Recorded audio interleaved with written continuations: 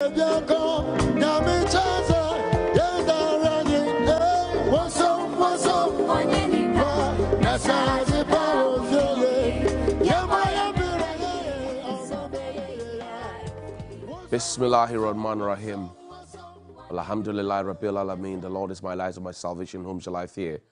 And yea, though I walk through the valley of the shadow of death, I will fear no evil, for you art with me. Thy rod and thy staff, they comfort me. Thou preparest a table before me in the presence of my enemies. You anoint my head with oil, my cup overflows. And surely goodness and mercy shall follow me all the days of my life, and I will dwell in the house of the Lord forever and ever. Amen. Assalamu alaikum. Ramadan Kareem to all our Muslim brothers and sisters, and may Allah accept the final days of our fast. Welcome to Johnny's Bites. Good morning. Yesterday, I was heartbroken and I was shaking, and I started thinking and asking myself whether, as a country, we really are committed to the entrepreneurial drive that has been drummed home over and over again. I'm sure you do know that shops were destroyed around the Opera Square, the shopping center. We're talking about structural defects. We're talking about the fact that the place was congested and all of that. We've asked a key question this morning. The simple question we're asking is that no matter what the situation was, what made it too difficult for the Ghana National Fire Service to be able to douse the fire? The Accra Metropolitan Assembly boasts, and I always say, my mom worked with the Accra Metropolitan Assembly for more than 30 years. Almost 40 years, I should say. Now, the narrative then and the narrative now has not changed. Fire is burning somebody's property. Fire is burning and ruining somebody's infrastructure. Fire is burning and ruining somebody's investment. And we don't have not the requisite capacity because our officers are well trained, but they do not have equipment. And you see, when the politicians say, and they put that Uncle Atu song under it, or maybe if when the politicians say, we are retooling you, we have retooled them, we have given them this and that and that and that, they know that it is woefully inadequate, but they keep quiet. They are part of the problem. When the matter comes up and we want to lay blame, they say we should not lay blame. There's an Accra Metropolitan Assembly that's supposed to be ensuring that congestion around those places is not happening. We are told Operation Cement Your Lungu, Operation Clean Your Frontage, and all the initiatives, red line policy, whatever it is. We are told about all of those ones. Yet those same people who say we are putting these measures in place, they go there to go and collect tolls from them. You go and collect their money. You are endorsing illegality, perpetrating the same illegality. When issues come and want to lay blame, then you say you are not blamable. So who should we blame?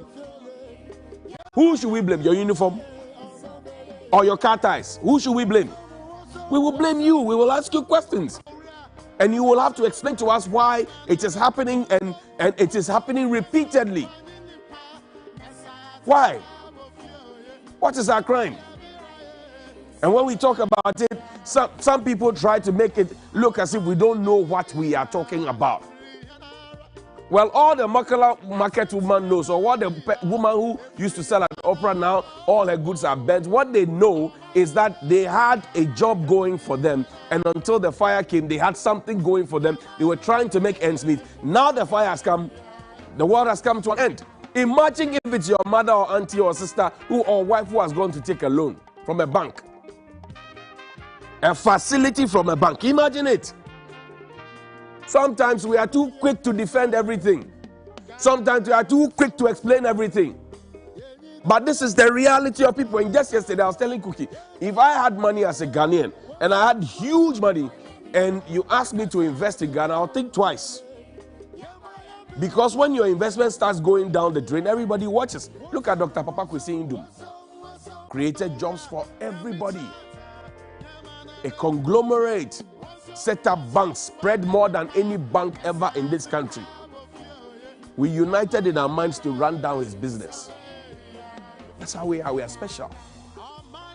And you know where it starts from? It starts from the grassroots. Danny, bring me the National Service, what do you call NASPA, the letter. Pull it up for me. You are with the National Service. Now, this is it. It says that on the... Well, bring the letter back. Now, all regional directors, National Service Scheme, and this is from the National Service Personnel Association.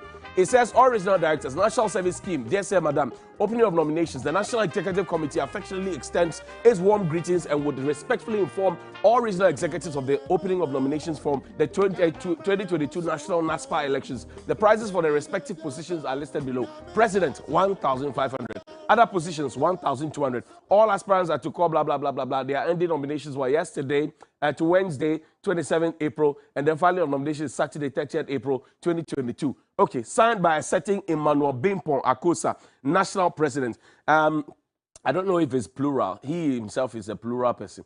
Emmanuel Bimpon Akosa, National President. Now, Emmanuel Bimpon Akosa is there. Lawrence S.K. Nyalegbe is there. Secretary Prince Abada is Financial Secretary. Joseph Kusi Mafo, Organizing Secretary. Mami Amadadzi, Women's Commissioner, and Du Nana Akufo, Coordinating Secretary. Now, all of these people are there. Young, gifted, black, and proud. You know that as national service personnel, your people have not been paid. They are 559 pittance. 559 Ghana cedis pittance. That allowance is in arrears. You are asking people to come and pay 1,500 cedis and 1,200 cedis. If I earn or if I get an allowance of 559 Ghana cedis, I will have to cough out my rent from it. I'll have to cough out my transport for it. I'll have to cough out my clothing from it. I'll have to cough out my feeding from it. I'll have to cough out my recreation from it. Cough out my pastor's tax tithe from it. Cough out all those things. So clearly 559 is not sustainable to start with. And then you ask me within this short while, the letter was written on the 24th, you open nominations on the 25th, and by the 30th, you expect me to come and file my nomination, and if I'm vying for president, I should be able to pay you 1,500 cedis. Are we all right? So now it is not about who is qualified to lead the association. It is about who has money and can afford it. Now, where do they get the money from? That's where the godfather and the godmother situation comes in. That's where people start corrupting them. Because if I sponsor you, what am I sponsoring you for? If I sponsor you, I'm sponsoring you towards a certain end so that I can have a certain kind of control. That's what's happening to our NUCs. That's what's happening to our GAPs. That's what's happening to all the SRCs. Go there and find out. So we are no longer creating leaders who are passionate, who want to lead necessarily. We are creating leaders who will be a certain appendage and tied to the apron strings of the and that is what we are seeing at the very top, NDC MPP. People are fighting today to become local executives of the MPP, not because necessarily they love the party, because there's something at the top they are aiming for. People are fighting to become assemblymen today, not because they want to serve the country, because there's something they're aiming for. And they use that assemblyman Kakra, then they go to unit committee Kakra, then they go and fight to become DC Kakra, and then the next thing you know, they are MPs, and then the next thing you know, they are ministers, and then they keep climbing up. That's the plan. So whenever you see students who are interested in student politics or student activism, they have a certain plan laid out for them, that there's a godfather or a godmother at the back. But I'm saying that must we as a country, where we are now, look at the team Dr. Kwame Nkrumah had. Kobeduse was in his government. What was Kobeduse's educational background? What was his capacity? But the man was committed. He was committed to working for Ghana. What was the size of Dr. Kwame Nkrumah's cabinet, for example? What was it? Can you compare what Dr. Nkrumah, even as a young country with that small number of ministers, what they achieved? Compare it to Dr. Buzia, compare it to President Akufo-Addo's father, compare it to Dr. Hila Liman, compare it to President Rawlings, compare it to President Kufuor, compare it to President Mills, compare it to President Mahama, compare it to President Akufo-Addo. Nobody is a match. None of them. Yet all of them had huge numbers of ministers, huge numbers of appointees. And that's one of our biggest bane. And this is where it starts from. They are not looking for who is qualified, though. So if I am interested in becoming NASPA president, and I cannot afford 1,500 cedis, and I can also not afford to be able to give electorates money to be able to influence them to vote for me, I automatically lost my chance to lead, and all the ideas and all the genuine mind I had is gone with my thinking because I could not commodify it. I could not commoditize it. And this is the thinking of our young people who are yet to get into the labor force. And I'm not faulting the president alone. All his executives, they are part because they all sat for it. Now, the question is this. When you join national service, there's a certain deduction that is made from your allowance. It goes to NASPA. There's a certain deduction that is made from your allowance and it goes to NASPA. When that money gets to them, what do they do with it? Because the last administration, you have issues of corruption hanging over your head where you organize a conference or whatever it is, you brought a budget, inflated and all of that. All those issues are outstanding. I didn't want to talk about it, but I would have wished that as a responsible institution like NASPA, you would have rather been interested in fighting for the pittance of 559 Ghana cedis in this very harsh economy, beyond the excuse of Russia, Ukraine, and COVID and whatever it is. You would have fought for them to be giving their monies up till now. You are not fighting for it. The first thing that comes to mind is that people should come and pay you 1,500 cedis. 1,500 cedis to be president, 1,200 cedis for other positions. So the person who earns 559 Ghana cedis struggles if he doesn't have a godfather or godmother, or he doesn't have a certain sponsor who will come and exact a certain pound of flesh later. He struggles to try and marshal that money, and he brings it up. And that person gets into office. The first thought that the person will have is how to recuperate that money, how to get that money back. And this is how we are training our young people, and everybody is watching. Everybody's watching. National Youth Authority is watching. Ministry of Youth and Sports is watching. All the people who are supposed to be sharpening and honing the young people, everybody is watching. They are chopping posts. National Youth Authority is watching. National Ministry of Youth and Sports is watching. Everybody is watching. So when they turn out to be what they are not supposed to be, then we start crying. Because clearly these people who are doing their national service now, once they are done with national service, we have been told that the payroll is choked. And that brings me to my next issue. Put up Dr. Emmanuel Akwete of IDEX script, or we'll end with that one. He says the youth have lost hope. And I put that Uncle Atu inspirational patriotic song behind it, because it says the youth have lost confidence in the system. Government must give them hope. They have lost confidence in the system. Government must give them hope. That's Dr. Emmanuel Akwete of IDEX. It says the youth of Ghana have lost confidence in the current system due to the lack of sustainable jobs. Executive Director of the Institute of Democratic Governance, IDEC, Dr. Emmanuel Akwete, has said, in his view, the system is not responding to their needs, especially when it comes to job creation. Speaking in an interview with TV3, Dr. Akwete said the youth has lost or have lost confidence, and this is not the youth of many years in the 50s and 60s. And the point he's making is that the system is not responding to their needs. Well, Doc, you are not far from the truth. But he also references the directive principles of state policy. It's there. Read it. It says, Chapter 6 of the 1992 Constitution, the directive principle of state policy clearly lays out the economies, social, cultural, education, job, local government. If you compare to how we have delivered the civil and political liberties, you see clearly that we haven't done well in delivering the development objectives of democracy or dividends, and the youth are feeling it. No jobs, no hopes. You don't see what is being done to alleviate that. Beautiful. So the man who is in charge of the civil society organization that's supposed to be looking at democratic development is the one speaking. He has lived in this country before as a young person. He knows what it feels like to be a young person, and he has seen it. He's talking about it. And he says that the youth now have no confidence, that they must be giving hope. How do we begin giving them hope? Is it by launching one scheme after the other? But is it by sloganeering?